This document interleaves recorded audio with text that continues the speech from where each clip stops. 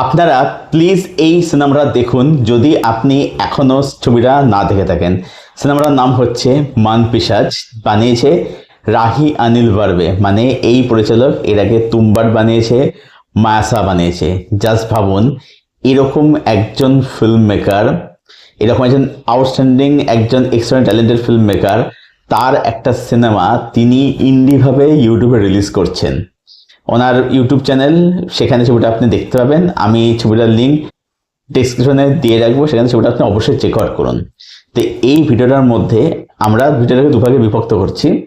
একটা হচ্ছে যে প্রথম ভাগে আমরা সিনেমার একটা স্পয়লার ফ্রি আলোচনা করে, যেখানে স্পয়লার থাকবে না, মানে যারা ছবিটা দেখেন তাদের জন্য আলোচনা থাকবে। এবং তারপরে সেকেন্ড পার্টে আমরা ছবিটার স্পয়লার ডিসকাশন করবো, যেখানে সিনেমাটার এন্ডিংয়ে কি ঘটছে সেটা নিয়ে আমরা একটা ব্রিফ আপনাদেরকে দেবো। Let's start. তো প্রথমে হচ্ছে স্পয়লার ডিসকাশনটা করে নিই, ছবিটা আপনারা কেন দেখবেন। প্রথম কথা হচ্ছে এই যে ছবিটা কিন্তু একটা এআই বেসড ফিল্ম আর কি, ঠিক আছে। মানে ব্যাপারটা হচ্ছে যে এই যে আপনারা দেখবেন এখন জিও হটস্টারে একটা এআই জেনারেটেড মহাভারত হচ্ছে, যেটা দেখতে একদম ভালো লাগছে না। এবার এইখানে এই এআই জিনিসটাকে না এই পরিচালক খুব ভালো করে ইউটিলাইজ করেছে, সেটা ব্যবহার করাটাও জানতে হয়। তো এই ছবিটা বানানো হয়েছে মাত্র 33,000 টাকাতে। এটা করা হয়েছে হচ্ছে অ্যাডব ফটোশপ এবং চ্যাট জিপিটির মাধ্যমে।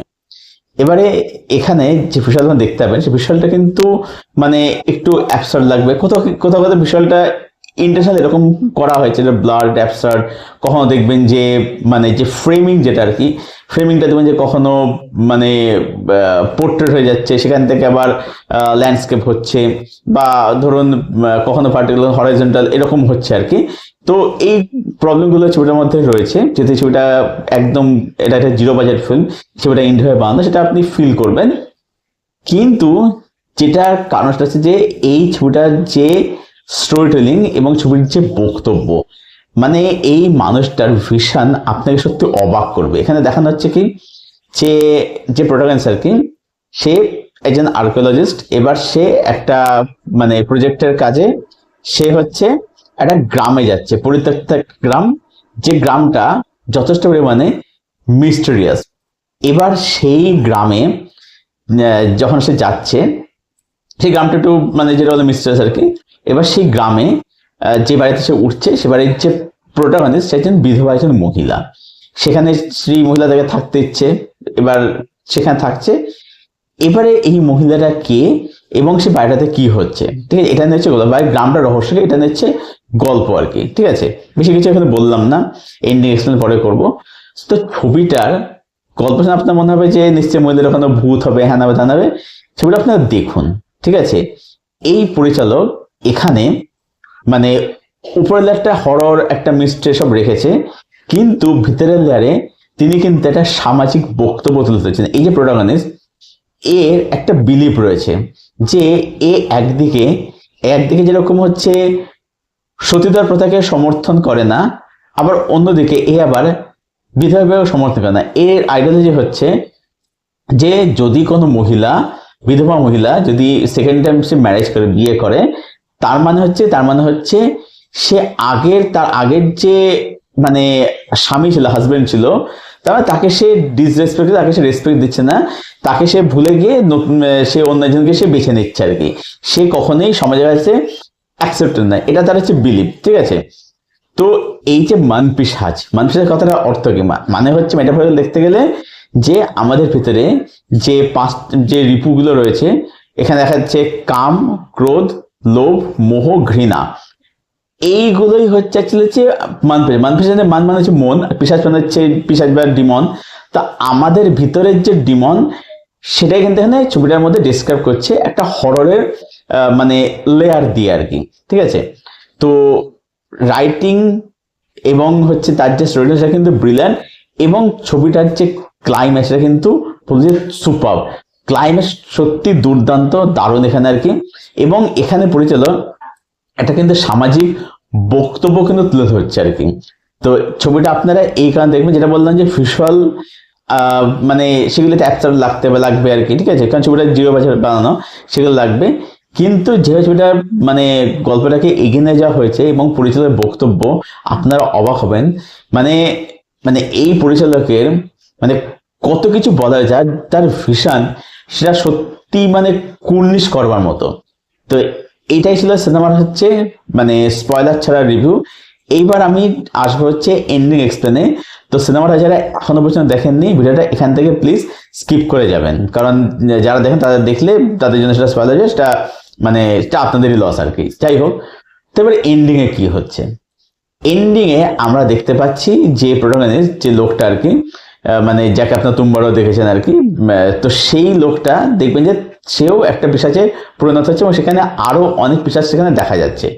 এবার ব্যাপারটা হচ্ছে কি, ব্যাপারটা হচ্ছে এই যে প্রোটাগনিস্ট যখন বিধবা মহিলা বাড়িতে যাচ্ছে, সেখানে থাকছে, তারপরে কি হচ্ছে দেখবেন সে মহিলার সাথে কিন্তু এই লোকটার একটা ফিজিক্যাল ইন্টিমেসি, যে শারীরিক সম্পর্ক হচ্ছে।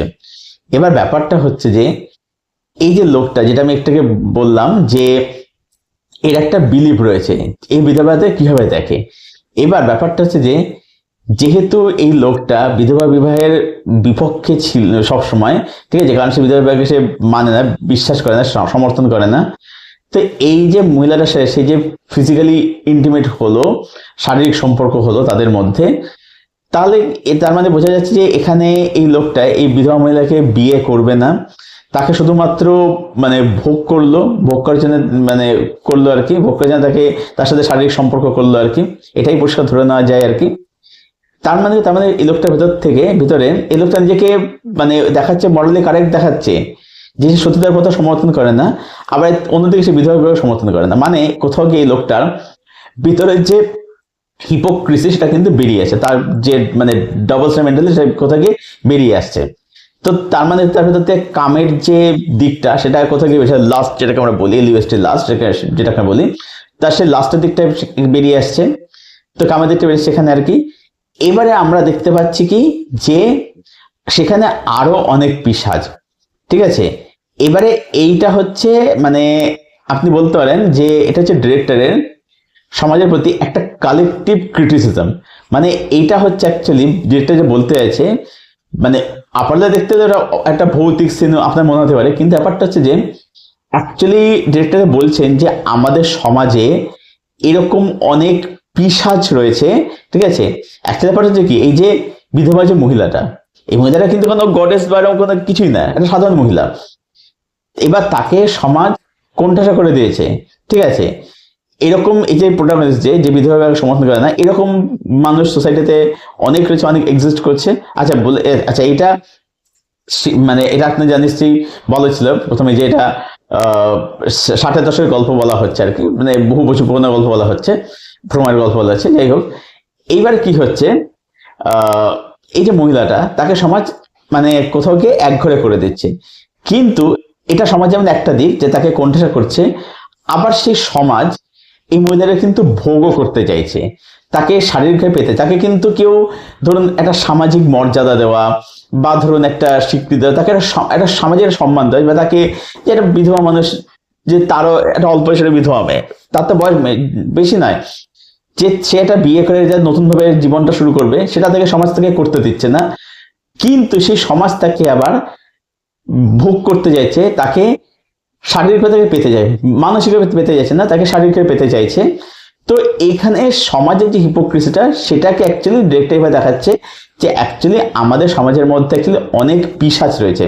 এই যে আমি যেটা বললাম যে মান পিশাচের কথা নাকি, মানে হচ্ছে মনের ভেতরে যে পিশাচ বা দানব রয়েছে, যে এই যে কাম, ক্রোধ, লোভ, মোহ, ঘৃণা, ঠিক আছে, এই যে ব্যাপারগুলো রয়েছে, শেষে কি যেটা হচ্ছে আমরা পিশাচগুলো দেখতে পাচ্ছি, সেটা ওই মানুষগুলোরই ভিতরের আসল রূপ, মানে তার যে পিশাচ রূপ বা তার যে ঘৃণ্য যে রূপটা, সেটা বেরিয়ে আসছে। এবং শেষে গিয়ে আমরা প্রোটাগনিস্টকে যেটা দেখতে পাচ্ছি যে তার ভিতরে পিশাচটা আছে, মানে কি, যে মানে হচ্ছে যে যে সেও আসলে ওই সমাজের অংশ, এবং সে মানে ওই সমাজের ওই মানুষগুলোর সাথে সে আলাদা কিছুই না। ছবিটা অ্যাকচুয়ালি এইটাই বলছে, এটাই বোঝাচ্ছে আর কি অ্যাকচুয়ালিতে। এখানে বিধবা মহিলার কোনো এখানে কোনো মানে কোনো পিশাচ বা ভূত ওরম কোনো দেবী বা ডেইটি এরম কিছু নয় আর কি, ঠিক আছে।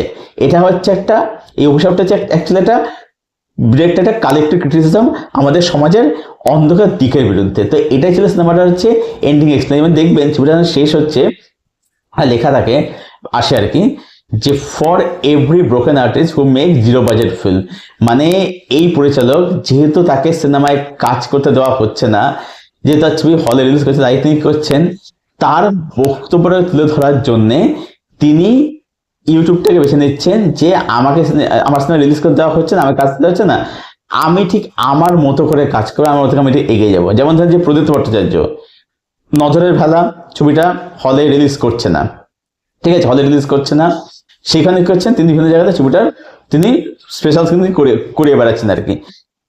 রাহি আনিল বার্বে ঠিক সেই কাজটাই করেছেন আর কি। তো এটাই ছিল আমার পুরো বক্তব্য, পুরো অ্যানালিসিস এই ছবিটাকে কেন্দ্র করে, মান পিশাচ ছবিটাকে কেন্দ্র করে। আশা করছি পুরো বিষয়টা আপনাদেরকে ভালো করে বোঝাতে পেরেছি। তবুও যদি আপনাদের কোনো ডাউটস থেকে থাকে তাহলে সেটা আপনারা আমাকে কমেন্টে অবশ্যই জিজ্ঞাসা করবেন, আমি আপনার ডাউটস ক্লিয়ার করার ডেফিনেটলি চেষ্টা করব। আর ভিডিওটা ভালো লাগলে সেটা আপনারা অবশ্যই জানাবেন কমেন্ট করে। আর ভালো লাগলে অবশ্যই লাইক করবেন, শেয়ার করবেন, চ্যানেলটাকে অবশ্যই সাবস্ক্রাইব করবেন। চলুন ভিডিও এখানে শেষ করছি, দেখা হচ্ছে আপনাদের সঙ্গে পরের ভিডিওতে। Till then stay best, stay keep watching good content.